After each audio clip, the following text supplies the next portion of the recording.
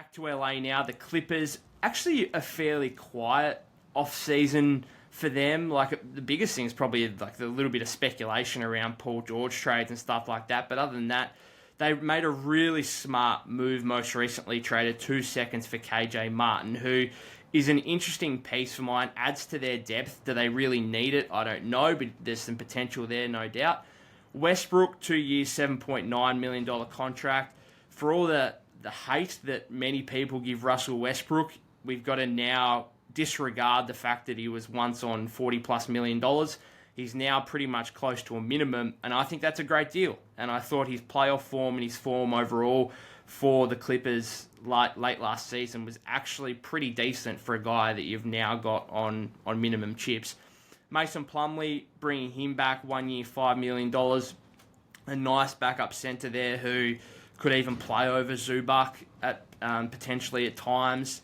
He had a really good start to last season with Charlotte, and then obviously numbers dipped with the Clippers, but still a really good backup centre in this league. They drafted Kobe Brown 30th overall.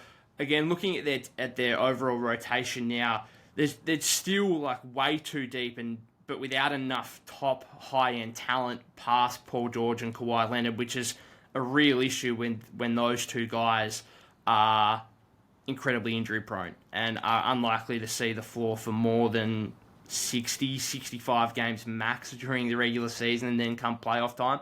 So I'm looking after those guys. You've got Westbrook, you've got Zubac, you've got Norm Powell, Marcus Morris, Batum, Rocco, Mann, KJ Martin I just spoke about. Like, there has to be a package here somewhere where it's Morris, Covington, and Batum, who are combined making over $30 million, and getting you a top-end player. The issue is none of those guys are really worth anything, and they don't have the draft capital to be able to add to that kind of package to bring in a higher-level player. We know the Harden links are going on at the moment, and there's a chance they get him here, but if I'm Daryl Morey in Philadelphia, like, what are the Clippers able to offer me that I'm accepting? Really nothing. Really, there's Kawhi and PG are going to obviously be off the table. And if that's the case, Norm Powell, maybe if you add him to the discussion, but there's just no value there. I just fail to see how they're going to be able to get a package done here that's going to appease Daryl Morey for them to be able to acquire James Harden. I don't actually mind the idea of Harden in LA with the Clippers. Maybe there's a bit of an overlap there with Westbrook, but Harden's clearly a better player than Westbrook at this point. I also just he's a fairly durable player and has been over the years, and I think that's a major positive when your two stars are completely the opposite in PG and Kawhi. So, yeah, I guess the biggest question for you is, can you see an avenue here where they can acquire Harden or another $30+ million player with the lack of assets that they have available? I think they've got to find that avenue, because I don't think that they can run it back. I mean, they've been running it back for years, and it's not working because Kawhi or Paul George are invariably hurt. And so is adding a third star even going to help if one of those guys is probably hurt? Maybe not, but what it does is it insulates them a little bit if, say, Paul George is going to miss 3-4 games out of a series, or Kawhi's going to miss a few games. And so I think having that third guy helps. If you've got 2 legs and you lose one, you're a goner. But if you've got 3 and you lose one, maybe you could stay upright for a little bit. So I think they've got to figure it out. Now, the Clippers offseason, like you kind of laid out, is kind of the Sixers offseason. So what Philly decides to do probably dictates what happens with the Clippers. I think that Daryl Morey is right to be patient here, but that Harden's going to come in and he's going to absolutely destroy the Sixers. And so I don't think Morey can decide between a competitive team with Harden, Maxey, Tobias Harris, Joel Embiid, or getting a package back that helps him stay that competitive. I don't think that's on the table for Morey. I think he's going to get forced to where he has to decide, does he want to sit on Harden? And it's probably worse than Harden just sitting, but Harden's going to play, and he's going to play poorly because he's going to mope his way out of there. He's done it before. We've got the playbook. I think it's pretty clear that whatever relationship he and Morey had has been fractured now. And so Harden clearly wants out. He's going to pout till he gets his way. That's his way of leveraging, where he wants to be. So if that's going to happen, Morey's not choosing between contender with Harden or contender with other pieces. He's deciding, can I stand this for 6 months or a year? Or do we need to just move for the best package available? And I think the Clippers actually have one of the best packages out there for what the Sixers want to do. Tyrese Maxey is going to be a restricted free agent next summer. He's got a low cap hold.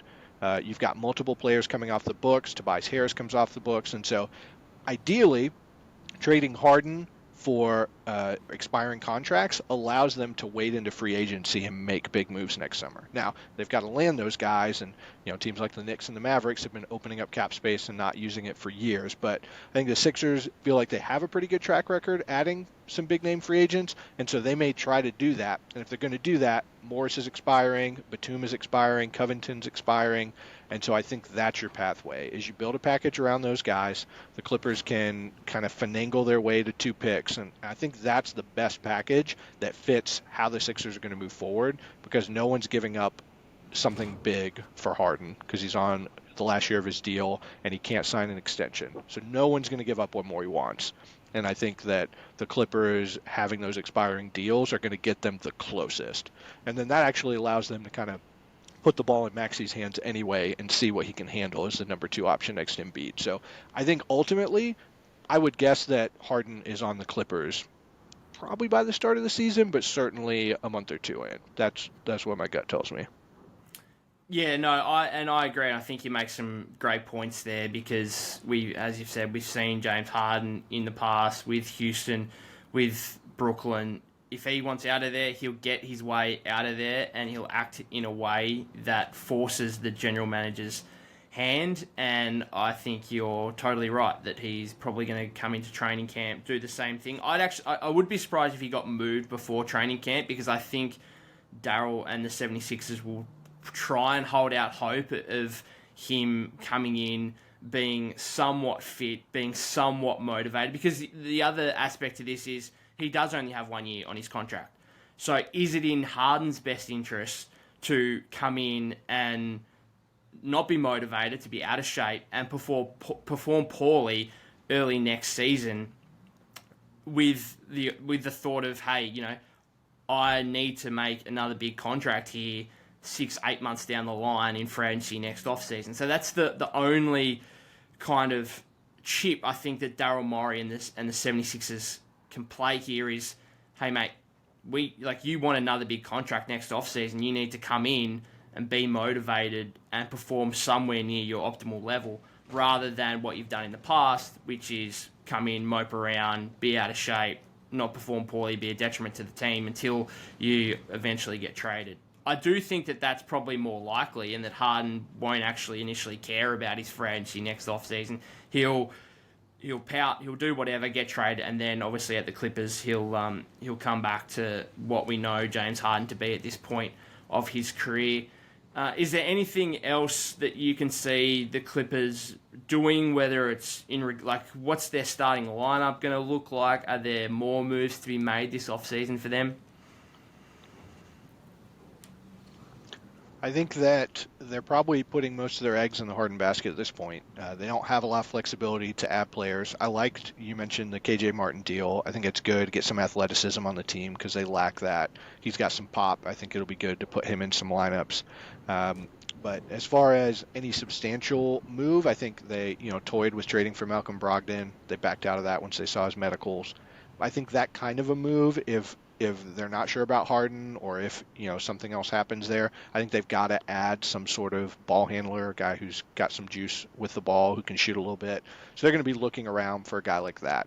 Whether that's returning to Brogdon or it's another kind of guy, I don't know. But I think that's the kind of move they probably need to make. But for the time being, I think obviously Paul George, Kawhi are starting.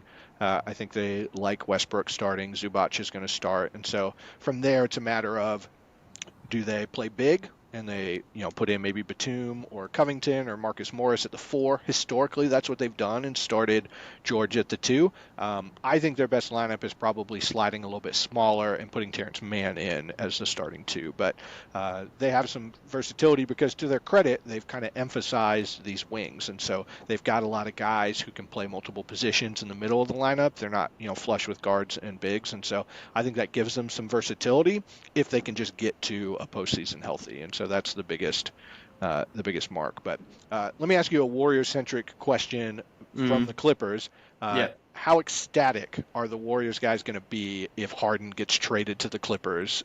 Because I think they love playing Harden in the playoffs. So what do you think about that? Well, I don't think they'd be overly ecstatic because I think it would make Los Angeles better, particularly in the regular season, and that's where you're concentrating first and foremost is getting a seed where hopefully from a Warriors perspective they are outside the play-in tournament. They get a top 6 seed again, preferably there's not the threat of the play-in tournament like there was last season for so long, really, until the final day of the regular season. So it would certainly make the Clippers a better regular season team having Harden in place, and we might get into it after we look at the Kings, but this kind of overall landscape in the West, in the Pacific Division, like, are the Clippers a guaranteed top 6 seed? I probably don't think so, given the issues around PG and Kawhi, and this kind of up in the air nature of the whole Harden thing. So obviously it depends what they give up at the end of the day and how much of their depth do they actually have to burn to bring in Harden. But I don't think that, the Warriors have a good record against Harden in the playoffs. There's no doubt about that. But Harden's had some reasonable outings. Obviously, a couple of those Houston Warriors series were all-time classics back a few years ago when both of those teams, that Houston team with Harden and CP was probably a championship-worthy team in a lot of years. They just ran into the dynastic Warriors with KD. Like, they were some great battles.